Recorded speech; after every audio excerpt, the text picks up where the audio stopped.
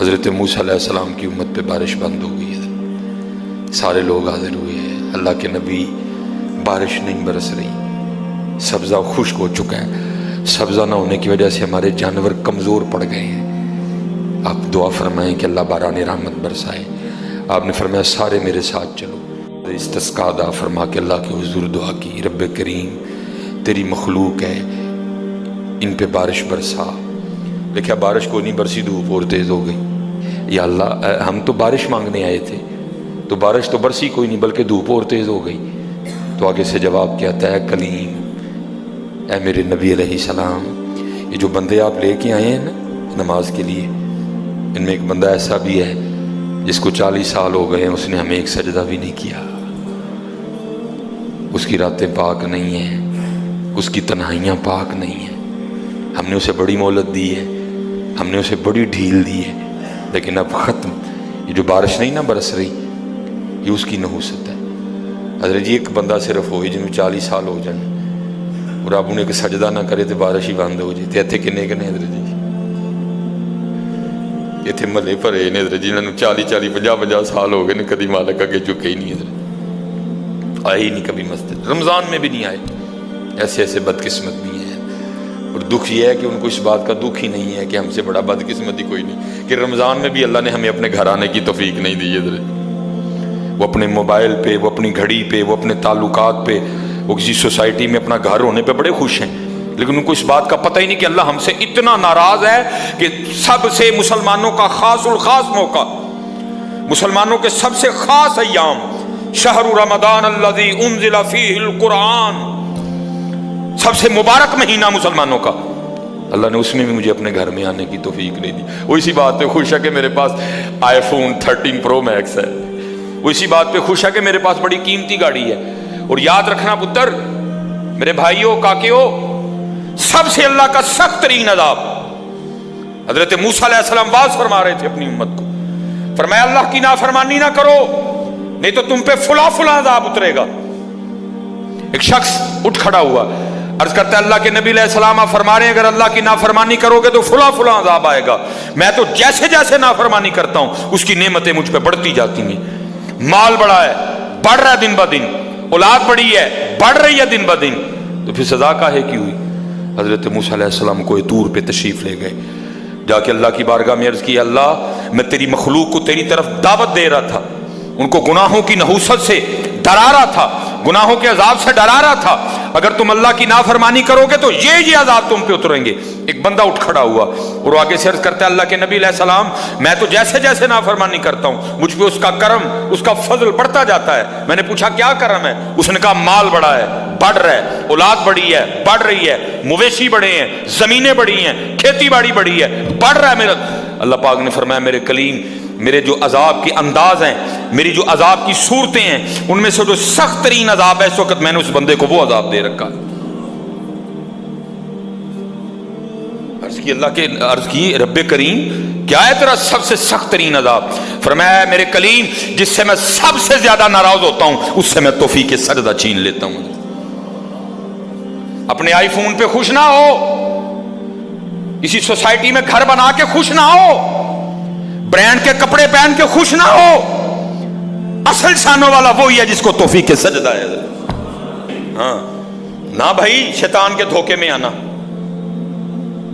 یہ کوئی نہ سمجھے میں کسی کو ٹچ کر رہا ہوں، یہ ساری نعمتیں میرے اللہ نے مجھے بھی دے رکھی ہیں، لیکن کچھ نہیں ہوتا توفیق سجدہ، اسے توفیق سجدہ نہیں فرمایا سخت ترین عذاب میں مبتلا ہے، میں نے اس سے توفیق سجدہ چھین لی ہے، میں نے اس سے اپنا نام لینے کی توفیق چھین لی ہے۔ نہ دھوکے میں آنا، جس سے وہ راضی ہوتا ہے، جس سے وہ خوش ہوتا ہے اسے توفیق سجدہ دیتا ہے۔ لیکن کیا ہے، ہم جناب ماڈرن سیکولر بہو جی صاحب جی بڑے خوش ہیں،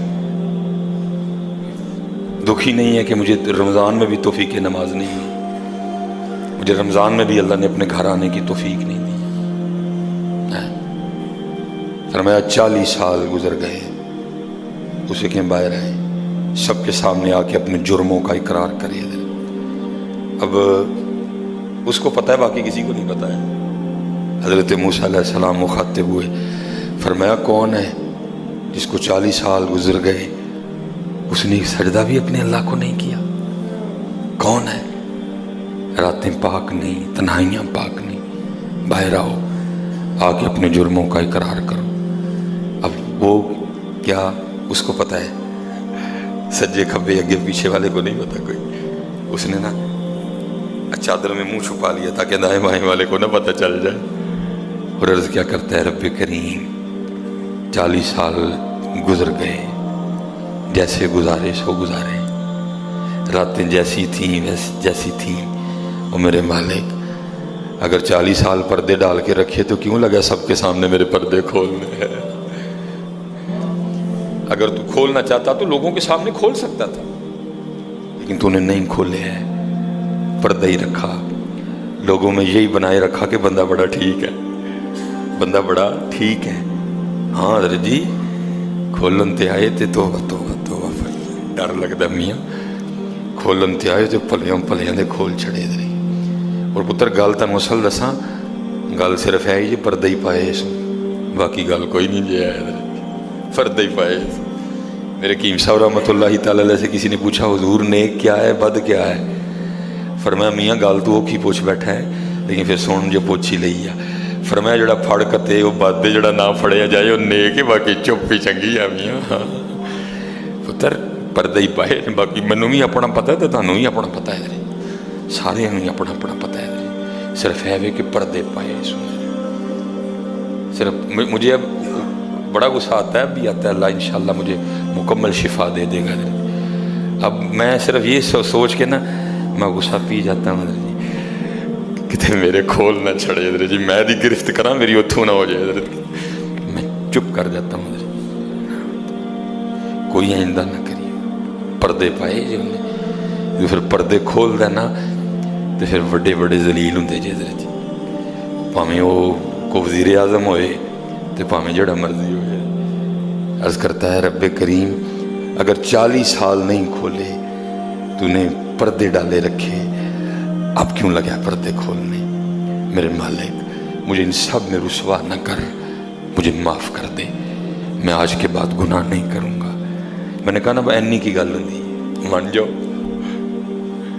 بدر جی، کوئی کمینہ ہو، میں اس کی بات نہیں کر رہا، مرد ہو حضرت جی، بندہ تھلے بہ جانا معافی پا جی چھڑ دو، پا جی چھڑ دینا نا، میں کمینے کی بات نہیں کر رہا حضرت، وہ بھی چھڑ دا کہ یار بندہ تھلے ڈگ پیا، بھائی اینی جی گل ہے حضرت، اینی جی گل جا پو تھلے، یا اللہ معافی دے جا، اگوں نہیں کروں گا۔